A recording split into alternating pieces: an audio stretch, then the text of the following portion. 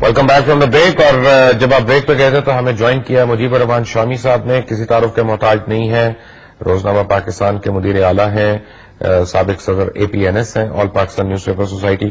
شامی صاحب, میرے ساتھ مرزا احمد صاحب بھی بیٹھے ہوئے ہیں. مجھے آپ سے ایک سوال یہ پوچھنا ہے کہ یہ کب تک سلسلہ چلے گا اس ملک میں کہ میں آپ کے اوپر الزام لگاؤں, آپ میرے اوپر الزام لگائیں, اس طرح ہم اپنے اپنے حساب برابر کرتے رہیں اور یہ ایک لا قانونیت کا ایک سلسلہ نہ ختم ہونے والا جو ہے وہ چلی جائے گا؟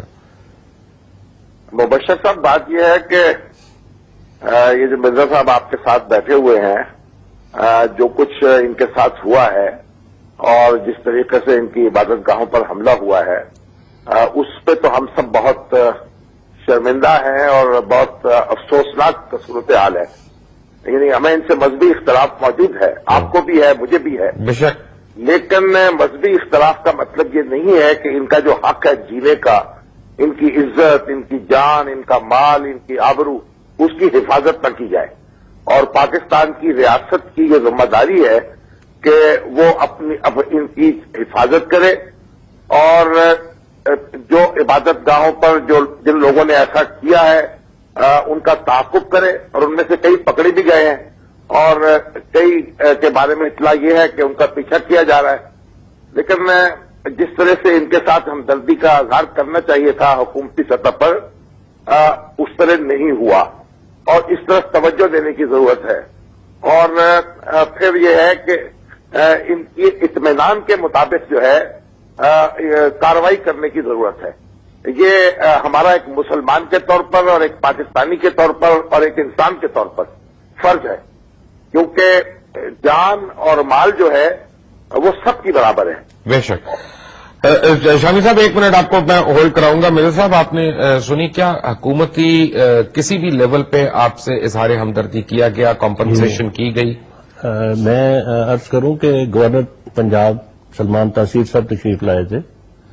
اس کے علاوہ آج ان کے تو مذہب پہ اکثر لوگوں کو کوشچن مارک چھوڑے کوئی, اور مجھے تو کوشچن مارک اس لیے نہیں ہے کہ انہوں نے ایک مسلمان کی حیثیت سے اور ایک انسان کی حیثیت سے ہم سے ہمدردی کی. اور مجھے یہ بھی بڑی خوشی ہے کہ شامی صاحب نے ہمارے سے ہمدردی کا اظہار کیا ہے. میں ان کا ممنون ہوں. جو بھی ہمارے سے ہمدردی کا اظہار کرتا ہے میں اس کے لیے ان کا اپنی تمام کمیونٹی کی طرف سے ممنون ہوں.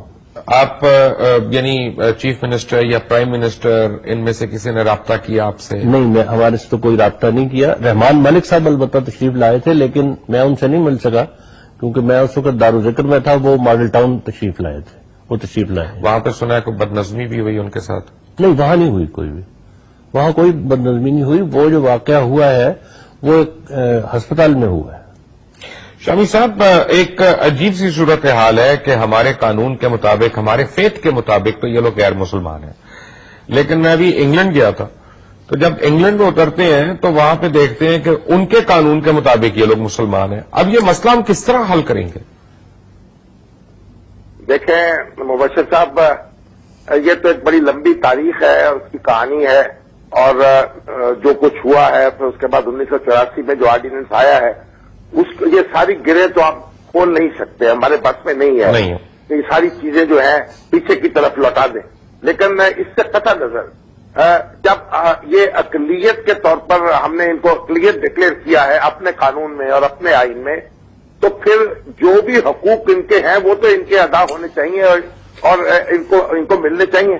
یہ بات درست ہے کہ یہ جو ان کے مسلمان اور غیر مسلمان ہونے کا جو معاملہ ہے وہ پاکستان ہی میں یعنی اس طریقے سے اٹھایا گیا ہے, اور دنیا کے میرا خیال ہے کہ کسی دوسرے آئین میں اور قانون میں ان کے بارے میں یہ رائے قائم نہیں کی گئی.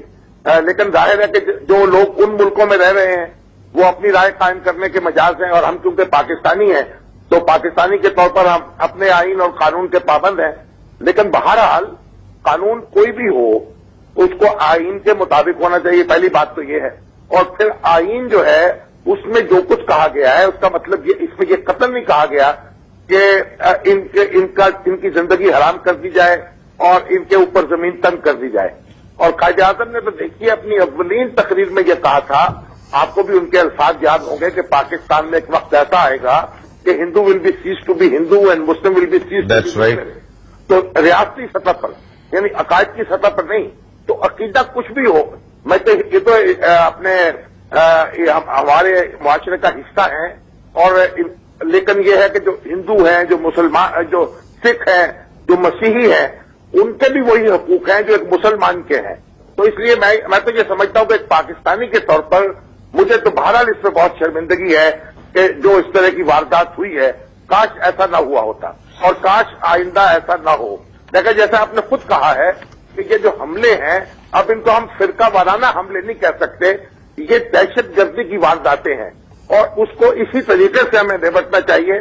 اور مجھے امید ہے کہ حکومت جو ہے، اور میرا مطالبہ بھی ہے حکومت سے، کہ سختی کے ساتھ ان کو تحفظ فراہم کرے اور ان کی شکایات جو ہیں ان کا ازالہ کرے. مجیب الرحمان شامی صاحب، آپ کا بہت بہت شکریہ، بڑی آپ کے فیور میں انہوں نے باتیں کی ہیں. لیکن ایک بات میرے ذہن میں جو آ رہی ہے فوری طور پہ بات کر کہ آپ کو تھریٹس آ رہی تھیں، آپ نے حکومت کو کہا کہ آپ نے رپورٹس بھی لکھوائیں، سب کچھ کیا، لیکن آپ کی ماشاءاللہ جماعت میں صاحب حیثیت لوگ بھی ہیں، پڑھے لکھے لوگ بھی ہیں، کچھ تو آپ کو خود بھی سیکیورٹی کر لینی چاہیے تھی نا.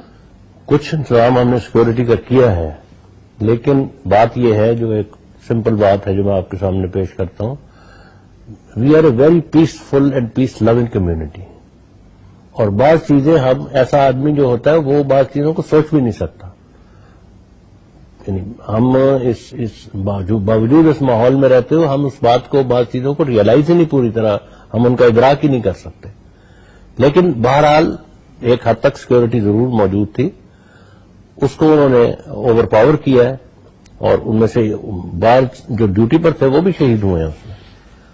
اور آئندہ ہم کوشش کر رہے ہیں کہ ہم اسے بہتر سیکورٹی کا انتظام کریں.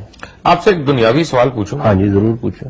برا تو نہیں؟ آپ جو سوال پوچھیں میں نہیں، میں دنیاوی سوال ایک پوچھنا چاہ رہا ہوں. میں کو خدا نخواستہ ہاتک نہیں کرنا چاہ رہا، نہیں کہ اصل میں کہتے ہیں کہ جی میرے پروڈیوسر کا کہنا ہے کہ مسئلہ سارا اس وقت شروع ہوا جب ظفر اللہ خان صاحب نے قائد اعظم رحمۃ اللہ علیہ کی نماز جنازہ پڑھنے سے انکار کر دیا. تو یہ آپ کے اور ہمارے جو ڈفرینسز ہیں اس دن شروع ہوئے ہیں اصل میں؟ نہیں، ڈفرینسز تو دیکھیں، یہ تو بات میں نہیں مانتا کہ یہ ڈفرینسز اس دن شروع ہوئے ہیں. یہ بات تو اس سے بہت پہلے شروع ہو چکی ہے. یہ بات تو 1889 سے شروع ہو چکی ہے. ہمارے اہل حدیث کے بہت بڑے عالم تھے، مولوی محمد حسین صاحب بٹالوی، بہت بڑے عالم تھے، آل انڈیا فیم کے عالم تھے. مولوی ثناء اللہ صاحب امرتسری بہت بڑے عالم تھے. ان کے بانی سلسلہ احمدیہ کے ساتھ ان کے مناظرے ہوتے رہے. لدھیانہ کے 3 علماء تھے جو مولوی محمد حسن اور 2 ان کے بھائی تھے، مولوی عبدالعزیز اور ایک اور دوست ان کے بھائی تھے، ان کے ساتھ مناظرے ہوتے رہے.